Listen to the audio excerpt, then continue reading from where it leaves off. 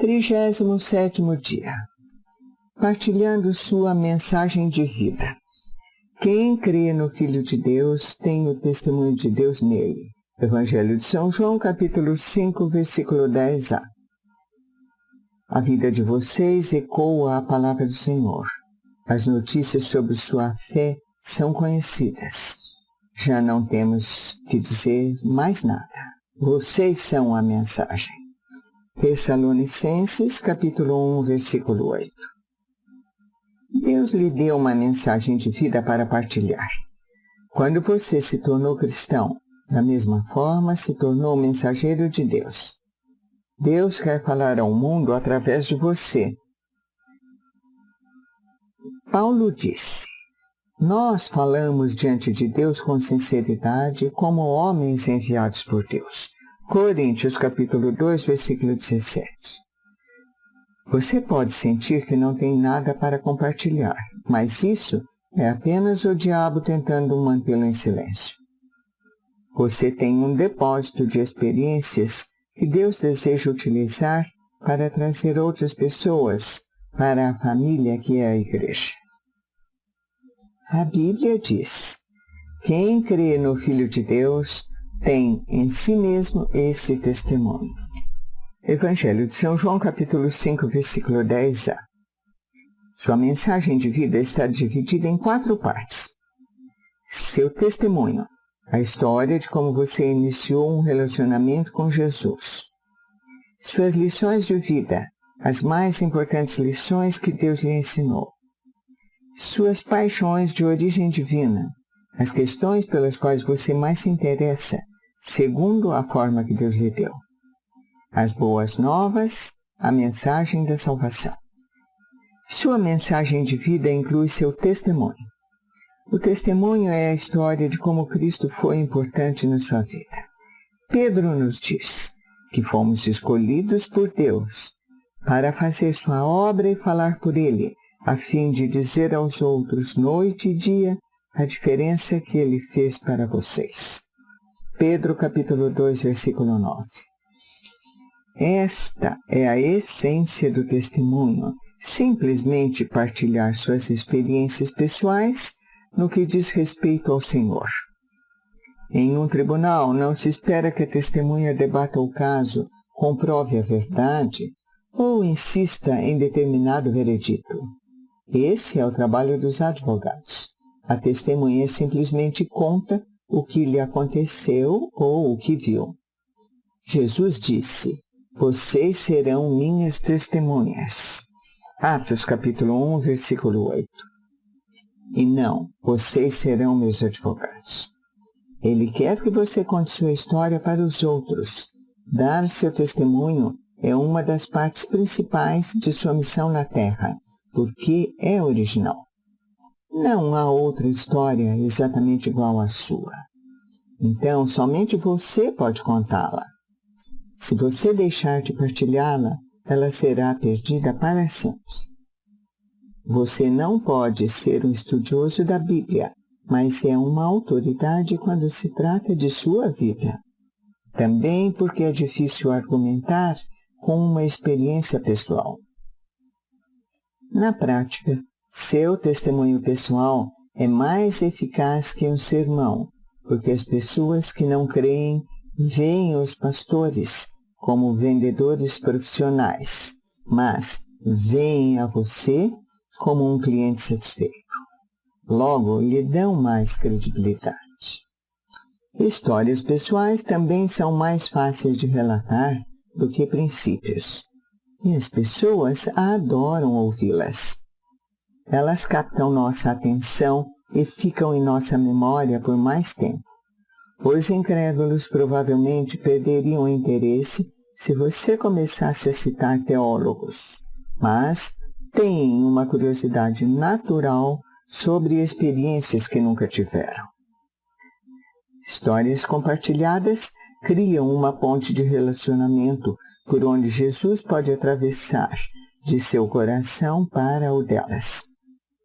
Outro mérito do testemunho é o fato dele contornar as defesas intelectuais. Muitas pessoas que não aceitariam a autoridade da Bíblia, irão dar ouvidos a uma modesta história pessoal. Foi por isso que, em 6 ocasiões distintas, Paulo usou seu testemunho em vez de citar as Escrituras. Atos, capítulo 22, versículo 26. A Bíblia diz: estejam sempre prontos para responder a qualquer pessoa que pedir que expliquem a esperança que vocês têm. Contudo, façam isso com mansidão e respeito. Pedro, capítulo 3, versículos 15 e 16. A melhor forma de estarmos preparados é escrever nosso testemunho e então decorar os pontos principais. Divida-o em 4 partes. 1. Como era a minha vida antes de conhecer Jesus. 2. Como percebi que precisava de Jesus. 3. Como comprometi minha vida com Jesus. 4. A diferença que Jesus faz na minha vida. Você, logicamente, tem muitos outros testemunhos, além do relato de sua salvação. Você tem um relato para cada experiência na qual Deus o auxiliou. Você deve fazer uma lista de todos os problemas, circunstâncias e crises das quais Deus o salvou. Então, seja sensível e utilize o relato que melhor se relacione com seu amigo incrédulo. Situações diferentes pedem testemunhos diferentes. Sua mensagem de vida inclui suas lições de vida.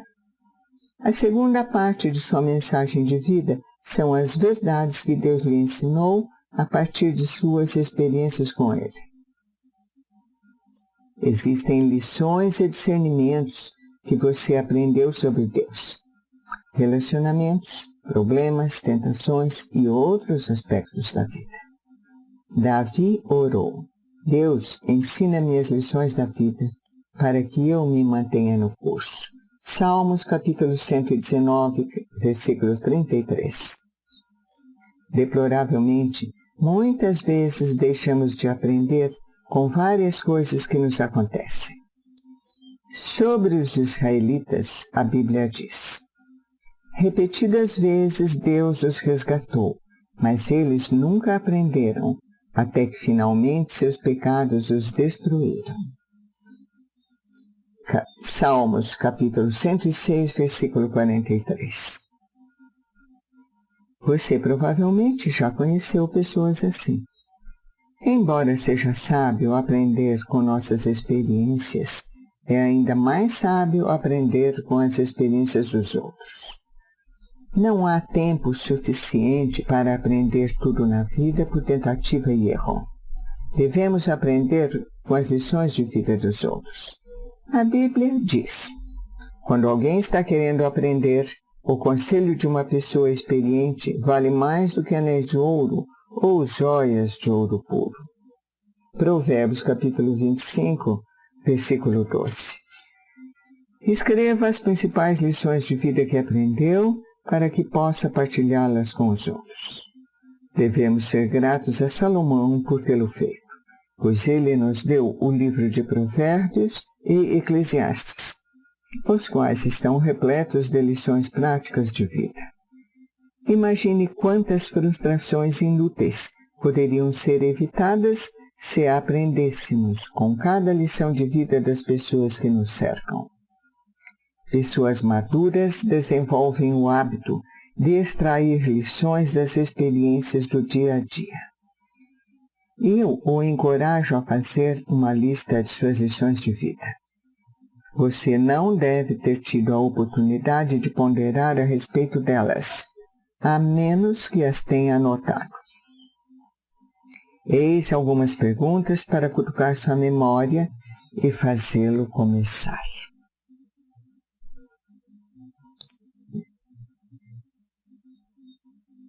Nota da redação. Veja exemplos de cada um em Salmos 51, Filipenses capítulo 4, versículos 11 e 13, Coríntios capítulo 1, versículos 4 e 10, Salmos capítulo 40, Salmos, capítulo 119, versículo 71, Gênesis, capítulo 50, versículo 20. O que Deus me ensinou com o fracasso? O que Deus me ensinou com a falta de dinheiro? O que Deus me ensinou com a dor, tristeza ou depressão? O que Deus me ensinou pela expectativa? O que Deus me ensinou com a doença? O que Deus me ensinou com a decepção? O que aprendi com minha família, minha igreja, meus relacionamentos, meu grupo pequeno e com os que me criticam? Sua mensagem de vida inclui partilhar as paixões que Deus lhe deu. Nosso Deus é um Deus apaixonado. Ele ama apaixonadamente algumas coisas e apaixonadamente detesta outras.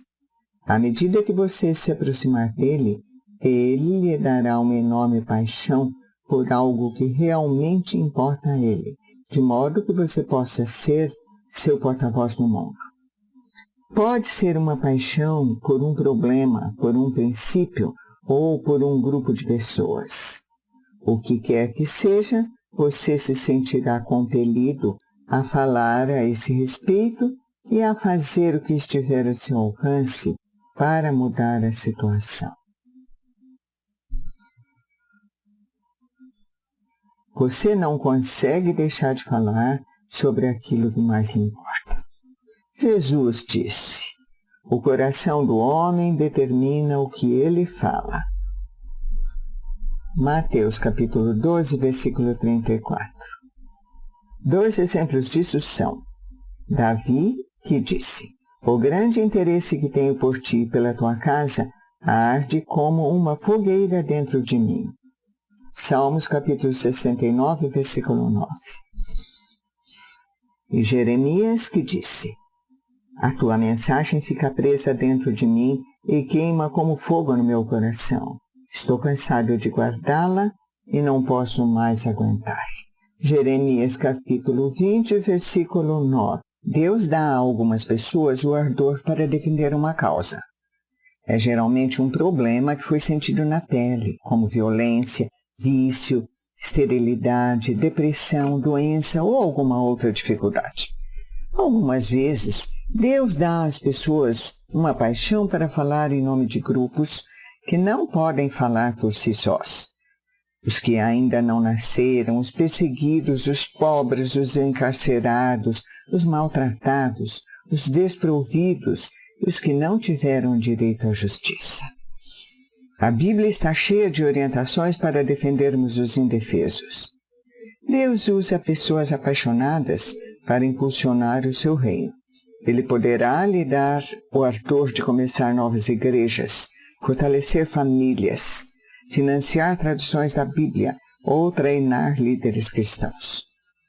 Você pode ter recebido uma paixão dada por Deus para alcançar determinado grupo de pessoas com o Evangelho, homens de negócios, adolescentes, estudantes estrangeiros, jovens mães ou os que praticam determinado esporte ou passatempo. Se você pedir a Deus, Ele fará seu coração arder por um país ou por um grupo étnico específico que precise desesperadamente de um vigoroso testemunho cristão. Deus nos dá diferentes paixões para que se concretize tudo que Ele quer que seja feito no mundo. Você não deve esperar que alguém se entusiasme pela sua paixão.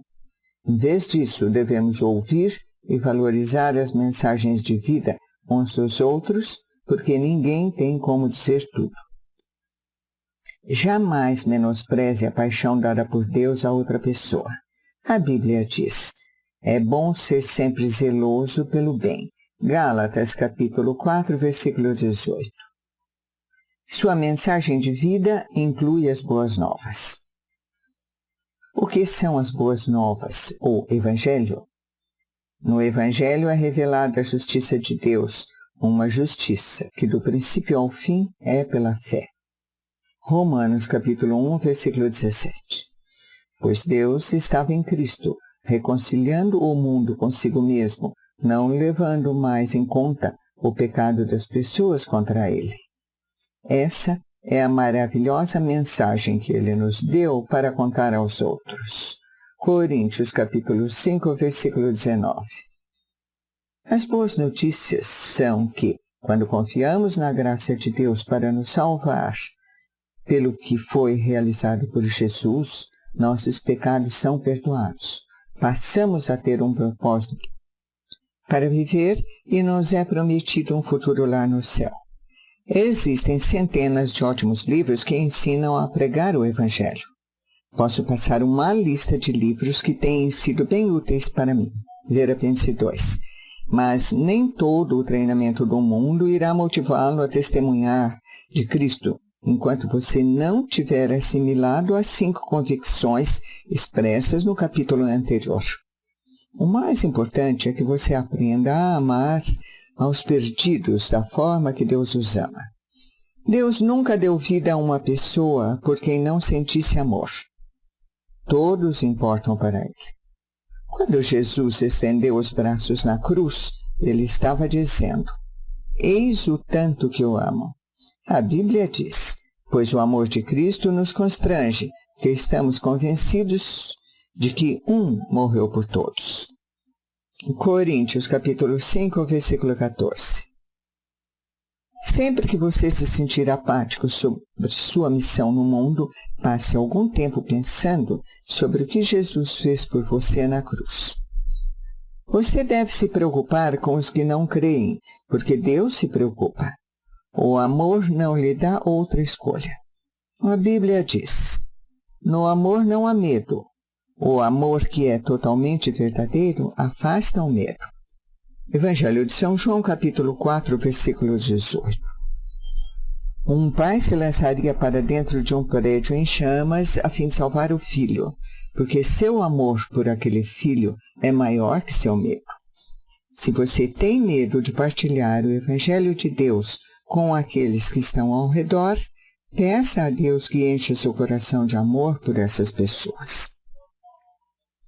A Bíblia diz: Deus não quer que ninguém se perca, mas que todas as pessoas mudem seu coração e sua vida. Pedro capítulo 3, versículo 9.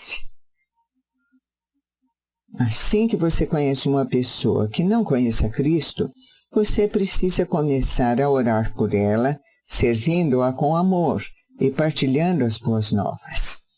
E enquanto existir uma única pessoa em sua comunidade que não faça parte da família de Deus, sua igreja precisa insistir em buscá-lo. A igreja que não quer crescer está dizendo ao mundo: vocês podem ir para o inferno. O que você está disposto a fazer para que as pessoas que você conhece possam ir para o céu? Convidá-las a vir à igreja? Contar sua história? Presentear-lhes este livro? Levá-las para jantar? Orar por elas diariamente até que sejam salvas? Seu campo missionário está ao seu redor.